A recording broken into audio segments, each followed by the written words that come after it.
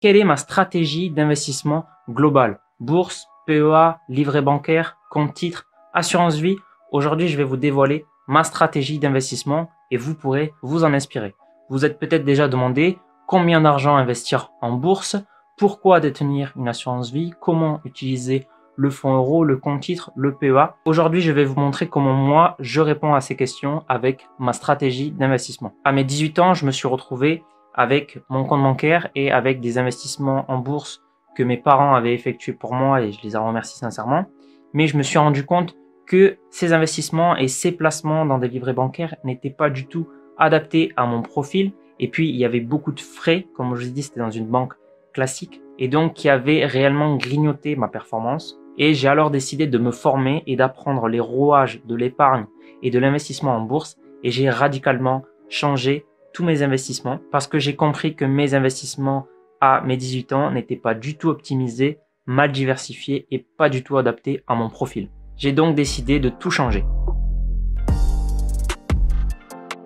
Je vais vous présenter ma stratégie et je vais l'analyser à travers les enveloppes que j'ai choisies, le PEA, le compte titre, l'assurance vie et je vais vous expliquer pourquoi j'ai choisi ces enveloppes précisément. Alors premièrement, on peut parler des livrets bancaires donc qui représentent 10% de mon épargne financière. Si on mélange ça avec les comptes courants, donc un ensemble de liquidités, on est à 16,2% de mon patrimoine financier. Alors les livrets bancaires, ils permettent d'accueillir mon épargne de précaution, aussi appelée épargne de sécurité, et ça permet de faire face aux coups durs, aux aléas de la vie, aux dépenses éventuelles qui peuvent venir subitement. Et ça permet aussi donc d'affronter ces situations compliquées avec beaucoup plus de sérénité. C'est une épargne que chacun d'entre nous doit se constituer. J'ai déjà fait une vidéo à ce sujet, je vous mets le lien ici en barre d'infos. Et pour une épargne de sécurité, une épargne de précaution, on recherche avant tout deux paramètres principaux. Le premier, c'est la disponibilité. On doit pouvoir avoir accès à ces fonds très rapidement parce qu'on peut en avoir besoin très rapidement. Et puis le deuxième, c'est la sécurité, c'est-à-dire que le capital doit être garanti. Donc si je mets 1000 euros, je veux être sûr et certain que dans 2-3 mois, j'aurai encore ces 1000 euros pour faire face à une éventuelle dépense. Donc pour cela, les livrets bancaires, ils sont très adaptés. Vous pouvez faire un virement interne dans votre banque, ça va très vite pour récupérer les fonds. Et puis, ils sont sécurisés, vous ne pouvez pas perdre le montant que vous avez investi. Pour autant, ils sont très peu rémunérés, donc 0,5% pour le livret A, 0,5% pour le LDDS. On peut trouver des rendements un peu meilleurs pour le livret jeune ou pour le livret d'épargne populaire. Mais sachez que l'inflation va venir grignoter votre pouvoir d'achat sur ces livrets bancaires. C'est donc nécessaire de ne pas épargner sa totalité de son patrimoine financier sur ces livrets bancaires parce que malheureusement, vous allez perdre du pouvoir d'achat au gré des années. Si vous n'êtes pas familier avec l'inflation et que vous mettez encore énormément de votre patrimoine financier dans des livrets ou des comptes courants, téléchargez gratuitement mon e-book. Le lien est dans la description. Il s'appelle Les 12 principes clés pour l'épargnant et je détaille notamment ce point dans le livre. Il vous apprendra aussi à épargner efficacement et à investir en bourse intelligemment. Pour compléter mon épargne de sécurité, j'utilise le fonds euro de l'assurance vie.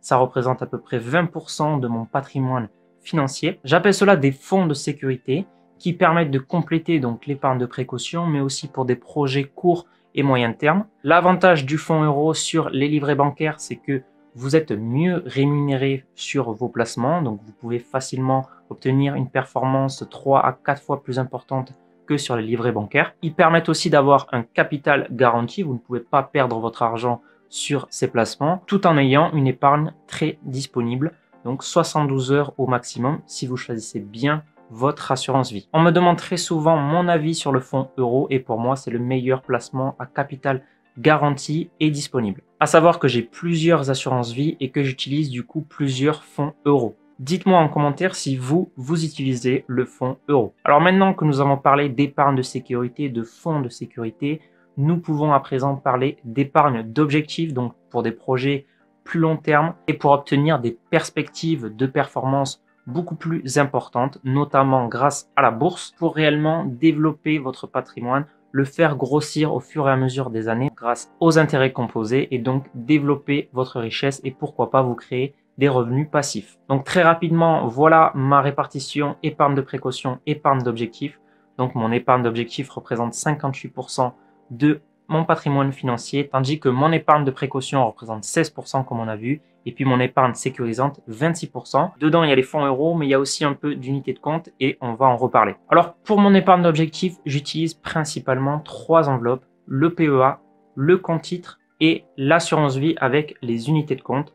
Les unités de compte, ça vous permet notamment d'investir en bourse à travers l'assurance vie.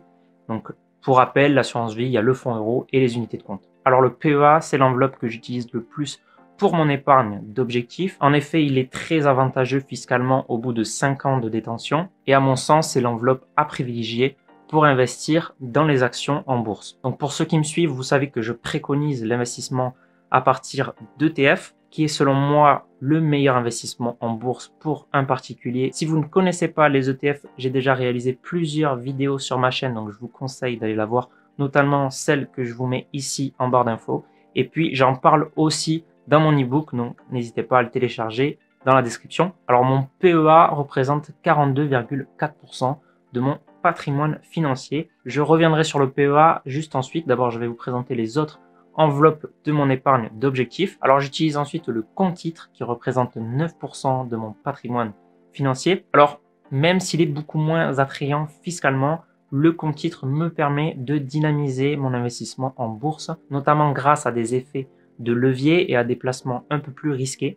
Alors c'est pas forcément quelque chose que je conseille pour tout le monde, mais c'est quelque chose que moi j'ai bien réfléchi dans ma stratégie. Mon aversion au risque est assez faible, je suis jeune et ma méthode est bien définie, précise, et donc le compte titre s'insère dans ma stratégie globale. Enfin, j'utilise aussi les unités de compte, donc au sein des assurances vie que je possède, et les unités de compte me permettent notamment d'investir dans des ETF qui ne sont pas éligibles au PEA, notamment dans des ETF obligataires, donc pour investir dans des obligations. Sur toutes mes assurances vie, je suis en gestion libre et non pas en gestion pilotée, où là, un gestionnaire va s'occuper de vos placements. Je trouve que la gestion pilotée a un peu trop de frais et puis, de toute façon, c'est pas les supports que je choisirais moi à titre personnel. Donc pour vous, je vous conseille évidemment de vous former, de pouvoir sélectionner par vous-même vos placements. Vous verrez que vous gagnerez beaucoup d'argent, vous paierez beaucoup moins de frais. Les unités de compte représentent 12,1% de mon patrimoine financier. À travers les unités de compte, vous pouvez aussi investir dans de l'immobilier, dans des SCPI notamment.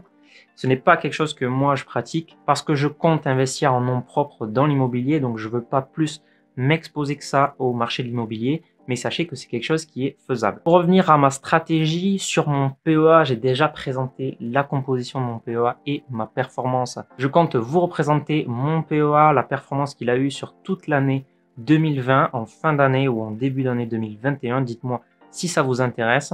Évidemment, abonnez-vous pour ne pas rater les autres conseils de cette chaîne. Je compte aussi vous montrer plus précisément ma stratégie dans l'assurance vie et puis plus précisément ma stratégie sur un compte titre. Et puis pour vous, retenez une chose, retenez que le nerf de la guerre, ce n'est pas tellement l'allocation en actifs, le choix des ETF que vous allez faire, même si évidemment choisir d'investir sur des ETF, je pense que c'est une très bonne option. Vous allez pouvoir réellement réduire vos risques, augmenter votre performance. Mais le but ici de cette vidéo, c'est de vous montrer que ce qui est aussi très important, c'est votre allocation patrimoniale globale.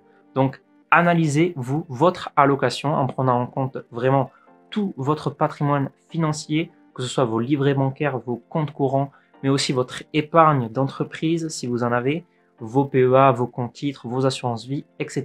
Une règle souvent évoquée, notamment aux États-Unis, c'est de détenir 110 moins votre âge pourcentage en actions. Je m'explique. Imaginons que vous avez par exemple 35 ans, 110 moins 35 font 75, et donc une référence, ça serait d'avoir 75% de votre patrimoine financier en actions. Alors c'est quand même un pourcentage assez important. Alors ne regardez pas que cette petite référence, que ce petit calcul simple, mais analysez aussi vous, votre aversion au risque, votre profil, vos connaissances en bourse, analysez si votre allocation est bien cohérente avec votre stratégie et puis vous demandez 3 questions. Est-ce que ma stratégie est bien diversifiée? Est-ce qu'elle est adaptée à mon profil? Est-ce que les frais sont minimisés? Dites-moi en commentaire quelle est votre allocation patrimoniale et n'hésitez pas à me dire si vous avez des questions. Par rapport aux questions, je réponds à 2 questions de la vidéo précédente et je ferai peut-être comme ça à chaque vidéo. Première question. Bonjour, tu penses qu'il vaut mieux mettre 150 € par mois sur un PEA ou une assurance vie?